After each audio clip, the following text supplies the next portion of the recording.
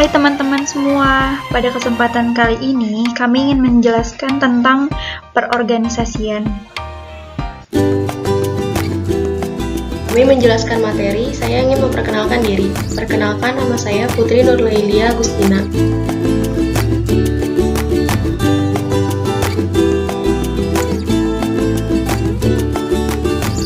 Pengertian organisasi menurut para ahli. Yang pertama, menurut Stoner, organisasi adalah pola hubungan yang bekerja di bawah pengarahan atasan. Yang kedua, menurut George Terry, organisasi adalah mengelompokkan orang berdasarkan kemampuan. Yang ketiga, menurut James Dumani, organisasi adalah perserikatan manusia untuk mencapai tujuan bersama.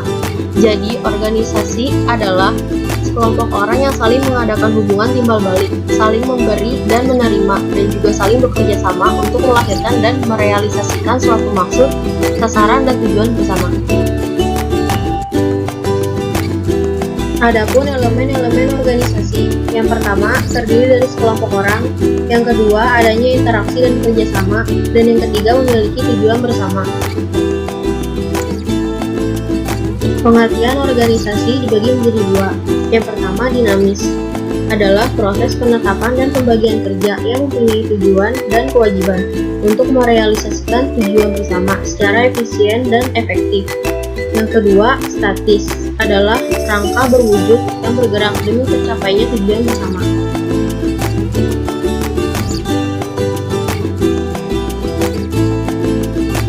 Struktur organisasi. Struktur organisasi adalah suatu susunan dan hubungan antar bagian komponen dan posisi dalam suatu perkumpulan.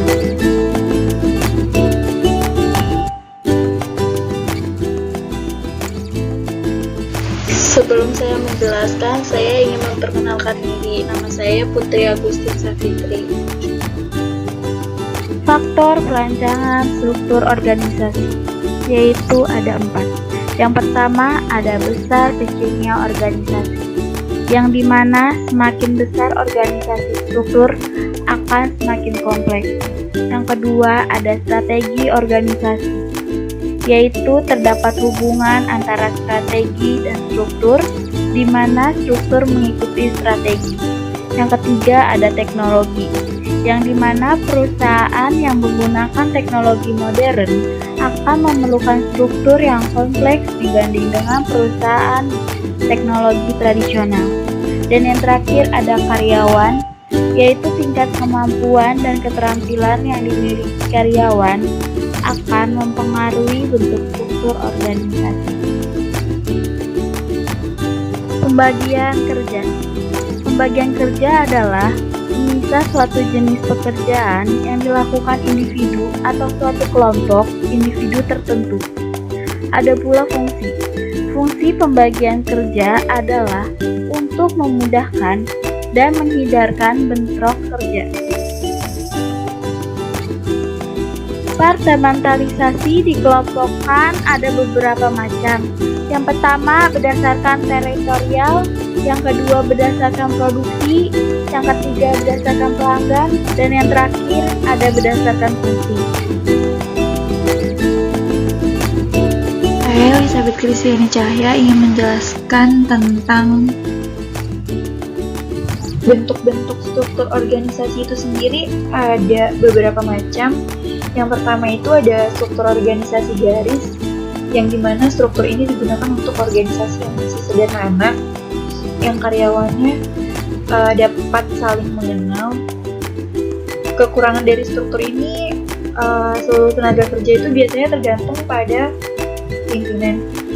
Yang kedua itu ada struktur organisasi fungsional, yang dimana kewenangannya disusun menurut fungsi-fungsi pekerjaan tertentu, misalnya pada pembagian fungsi-fungsi pekerjaan yang dijabarkan dan dialokasikan menurut kebutuhan dan ruang pekerjaan yang ada pada suatu organisasi.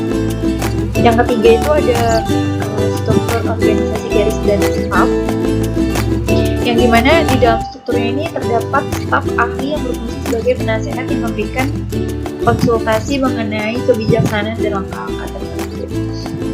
Yang keempat itu ada struktur organisasi fungsional dan staf, yaitu organisasi fungsional yang disebutkan di muka ditambah adanya staf ahli yang membantu pimpinan dalam usaha mengambil kebijakan manajemen perusahaan. Yang kelima ada struktur organisasi proyek yang digunakan untuk pembentukan tim-tim khusus. Biasanya masing-masing adalah para spesialis yang diperlukan untuk menyelesaikan dan mencapai tujuan khusus.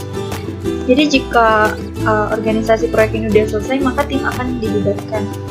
Yang keenam, yang terakhir ada struktur organisasi matriks yang dimana susunannya ditandai dengan adanya dua klasifikasi. Yang pertama itu berlaku pada lini pertama dan kedua yang pelimpahan wewenang bersifat fungsional dan divisional, alur wewenangnya dan pengawasan bersifat vertikal. Yang kedua ada berlaku pada lini staf yang berada di bawah sifat dan alur wewenang serta tanggung jawab adalah vertikal dan horizontal.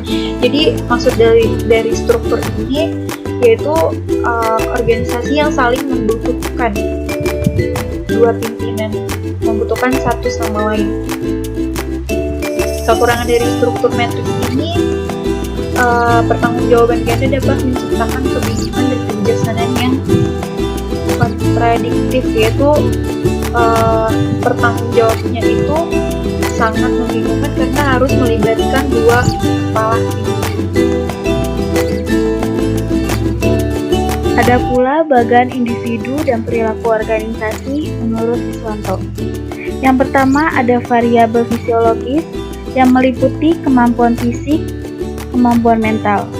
Di samping variabel fisiologis ada perilaku individu dan ada pula variabel psikologis yang terdiri dari persepsi sikap, kepribadian, belajar, dan motivasi.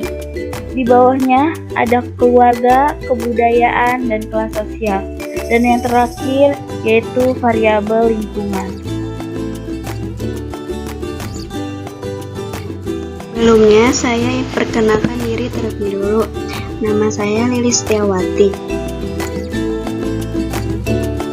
Ciri utama individu dan pengaruh: 1. Persepsi, 2. Sikap, 3. Kepribadian, 4. Belajar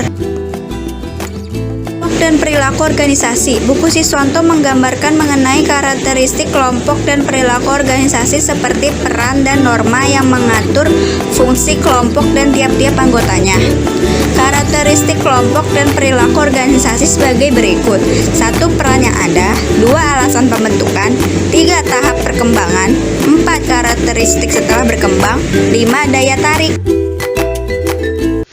Jadi kesimpulan menurut kelompok kami tentang perorganisasian di dalam manajemen ini adalah suatu proses untuk merancang struktur formal, mengelompokkan dan mengatur, serta membagi tugas atau pekerjaan di antara para anggota organisasi agar tujuan organisasi dapat dicapai dengan efisien.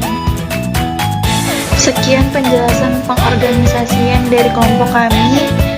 Saya ucapkan terima kasih dan selamat sore.